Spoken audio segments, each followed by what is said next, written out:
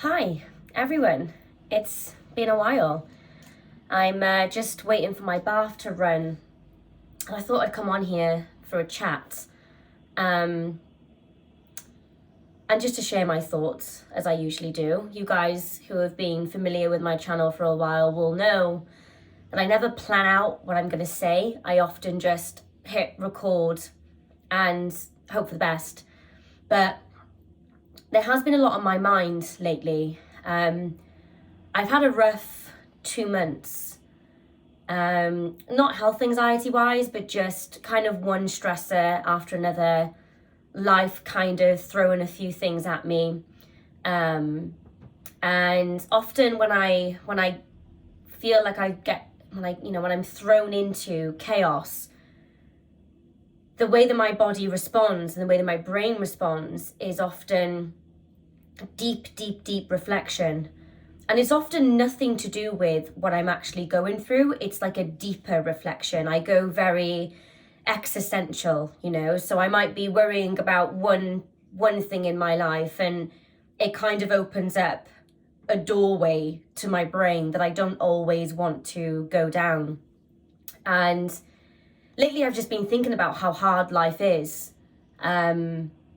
for everybody, and I think the sheer uncertainty of life, of not knowing what's going to happen, again, not necessarily just health related, but just in general, makes it really hard sometimes, right? And I think, I go through different phases in my life. There are times where I can be very, very acceptant of that, and I learn to tolerate it, and it's something that almost excites me and motivates me and inspires me to live the kind of life that I want to live, because I'm well aware that it's fleeting, and I'm well aware that anything can change in any given moment. There are other times where I'm really disturbed by this fact, right? I sit there and I look around at everybody else just living their life, and I sometimes I look around and I'm thinking, what are we all doing here? Is nobody else thinking about what our purpose is here, or what happens when we die? And, I'm there on a Tuesday afternoon having an existential crisis, and, people around me are just talking about the weather, and at times I really envy that, right? And I can definitely have my moments too of, just thinking about the mundane. But there are times where, I spiral into this thinking of, like just disbelief. It's the only way I can describe it. It feels like a feeling of disbelief at just life and the world and everything in between. I mean, I find it hard to even articulate, because it's more of a feeling often than a thought process. It's like a deep heaviness. It's like, whew, wow, this is life. Like, what are we all doing here? I'm going to be gone one day. Everyone's going to be gone one day, and that used to really tie into my health anxiety. For me, I think,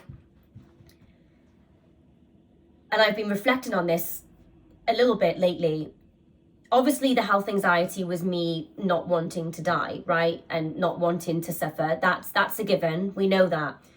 But I think for me also, there was a fear of this pressure to live life fully, almost. So anytime I thought I was unwell, it was this panic of, oh my gosh, my time here might be cut short. And there's so much that I need to do. There's so much that I want to do. Like, what if I can't fit it all in? Like, we get, I get one shot at being me, and I'm pretty agnostic, I would say. I think when I was younger, I was definitely more of an atheist, but as I've gotten older, I've been a little bit more open to things, and I try to just have this general view that I just don't know. I don't know what I think happens when we die, and I take value, and I learn bits from different religions and spiritual teachings, and lately I've been kind of reading a lot into Stoic philosophy, which I enjoy. And what I like about the Stoic philosophy is this very kind of real and transparent idea that life is hard and it's going to be hard, and no one's gonna get through life unharmed, right? We're all gonna go through stuff. There's gonna be difficult times, and it's how we adapt to those difficult times is what matters, right? And I've always been a lot more afraid of emotional suffering than physical suffering. I mean, I don't like the idea of being in pain, right? And that was a little part of my health anxiety, but for me, it was the emotional suffering, that my biggest fear with health anxiety, and this is why I worried about kind of like longer term diseases like cancer and ALS. For me, the scariest thing in the world was always knowing that I was dying, being aware that my time is being cut short, and not knowing how I would emotionally deal with that. It seems inconceivable in my brain, right? And that was my fear. I used to have literal nightmares and visions of me being told, you've got X amount of time left. And for me, I remember thinking to myself, I don't think I could cope with that. I don't think I could process that, and I've since changed my mind, or perhaps had a healthier way of looking at this, that I believe that if I was ever faced with that situation, would I crumble and have a breakdown and freak out? Yeah, sure, because it's a bit of a grieving process. But I also think that eventually I would accept my situation and I would make the most of the time that I've got here, right? Because that's what life is for. It's about making this chaotic, crazy life that we lead meaningful. And that's really what it comes down to, and that's what I try and do now. I'm still scared of dying. I'm still afraid of getting ill. Those fears haven't gone away. I don't give them nearly as much time as I used to. I mean, it used to completely take over my entire life. Nowadays, I just, have the odd thought now and again. But now I try to live my life in a way of saying, okay, everything is uncertain. We only have a certain level of control of a certain amount of things. The rest is up to fate, the universe, God, I don't know. And I can be tortured by that, or I can be inspired by that, and I can be motivated by that. So even though I'm still terrified, and when I sit there and think about it, and I think about my time here on earth being limited, it scares me. But at the same time, I try to lean into this idea of there's nothing I can do about it. What I can have a say in, though, is how I live my life, if I chase my dreams, if I stay closely aligned to my values, if I be a good person, if I love deeply. And for me, that is a life worth living. And I try to live a life now where I try to live with no regrets. And I try to really follow my heart. I don't just do what people want me to do. If I don't want to go out on a night out, I won't go anymore just to please others. I really feel aligned with my values, and I know what I want from life. So ultimately, life is terrifying. I find it terrifying, and I've always found it terrifying from a very, very young age. I remember being a kid, and I was probably 8 or 9 at the time. And I remember laying there, realizing that, life wasn't this permanent thing where every day is great. It was this realization of, there's going to be some real hard times here. There's going to be some suffering. I'm going to lose people. I'm not going to get out of this unscathed. And that, as a young child, I couldn't comprehend it, And I found that really difficult to take on. And I don't think it's the type of thing that most 8 or 9-year-olds are thinking about. But I think for me, one thing about me is that, and I see this both as a blessing and a curse, that I've always been an extremely deep person. Like every emotion I feel deeply, whether that's love, joy, happiness, fear, sadness. It's almost like I imagine that some people have their emotions dialed down to a 2, right? But mine are all dialed up to like a 10. And in one sense, I think like the beauty of that is that I feel that I've lived some really beautiful experiences, and I love deeply. Music, you know, brings me to tears. I'm an extremely emotional person, and I really sort of think extremely deeply. The downside of that, the curse of it, let's say, is that, yeah, it also means that I feel deeply when it comes to negative emotions. I feel like my fear has always been amplified, my sadness, my suffering. And learning to navigate a brain in that way has been challenging. And, you know, I think in my 30s, I've kind of, I learned to ride that wave a little better than I did when I was younger. And, you know, all through my 20s, that whole decade was completely plagued by health anxiety. And I was just, you know, 10 out of 10 anxious all day, every day, and never ever thought that I was going to get out of it. Nowadays, you know, I don't have health anxiety anymore, but I have maybe a bit of life anxiety. You know, it's almost like because I survived the health anxiety, now it's like you need to make the most of this, you know? You need to really live your life now, and you need to, you know, practice gratitude and do all the things, because we know how it feels to suffer, right? And I think when you know true suffering, there's also a bit of pressure to really enjoy life then when it's good, right? Because you've got that real stark comparison. So in one sense, when we deeply suffer, it also allows us, I suppose, to pay more attention to when times are good, which should be a good thing, right? But also, again, like I said, a little bit of pressure there too, which can be hard. So yeah, life is wild. What a wild thing. Sometimes I just sit there and I find myself observing, and I people watch and I look around and I just sit there and I think, this feels like a matrix. Like it just feels like a simulation. It's just crazy. It's crazy to me. Life is crazy to me. And I think that most people have these thoughts now and again, right? But for me, I have them more often sometimes maybe than I'd like. Sometimes I'm ready for them and I'm in the right mindset, and I like to sit there and I like to intellectualize it all. But there are times where I'm like, oh, leave me alone. I don't want this right now. I don't want the existential crisis. I'm trying to relax.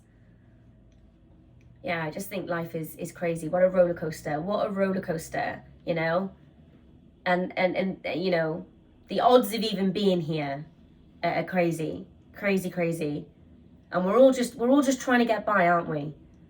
We're all just trying to cope. We're all just trying to have a good time here and make the most of this crazy situation that we find ourselves in. That's what we all want, isn't it? We just want to have a good life, you know? And because of that desire to have a good life, my gosh, look at how much anxiety we get as a result of that, you know? Because we're living in this constant, this world of uncertainty, and it's heavy. Learning to sit with uncertainty is one of the hardest things I've ever, you know, tried to teach myself to do. And when I work with my clients, you know, and we have these deep conversations about uncertainty and what it means to the person and how to learn to tolerate it, right? Because we can't get rid of uncertainty, but it's about learning to sit alongside it. And to acknowledge that its presence is always going to be there to an extent, but it's like, okay, uncertainty, you're here. You're always going to be here, but yeah, how can we learn to get on here? How can I learn to make the most of this, you know? I'm going to let the dog out, guys. I think he's wanting to go out the garden, so let me quickly do that before he has an accident in my house, which I do not want. So, yeah. Oh, you're not? I thought you were needing to go to the toilet. Would you like to go out to the toilet? Should we try? Yeah, come on then. Imagine being a dog, you know, and Sonny has very little uncertainty. He's basically on an all-inclusive holiday. Go and have a wee then. Go on. You gonna go out? Have a wee. Go and have a wee. Come on.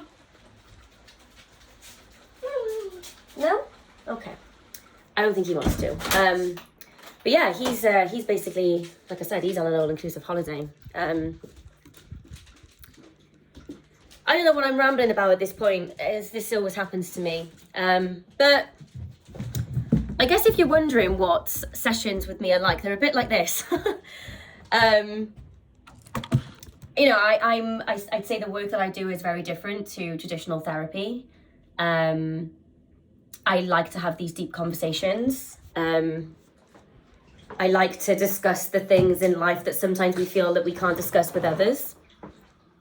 I remember myself kind of not really having that many people to talk to when I was struggling myself, because most of the things that I think about, people shut out of their minds quite successfully.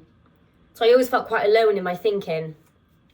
And that was always hard, because then that would lead to a feeling of isolation, and sometimes I would feel really depressed with that.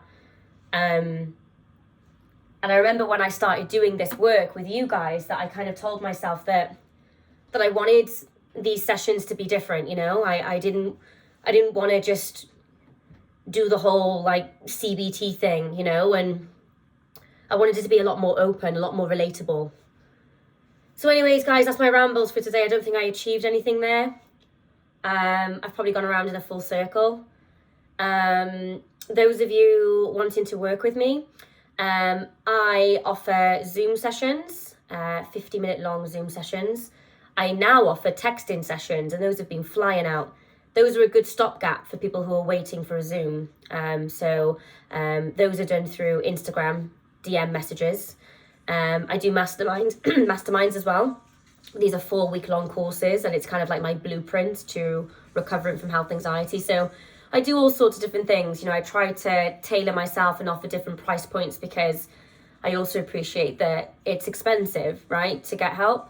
So yeah, if you want to work with the way that my booking system works, by the way, it's changed slightly. So it will open up on the 1st of every month and show you what's available for that month. So for example, November the 1st will show you everything that's available for November, then December, and so on and so forth. The reason why I did this and I changed it is because I was booking up for like 3 months at a time.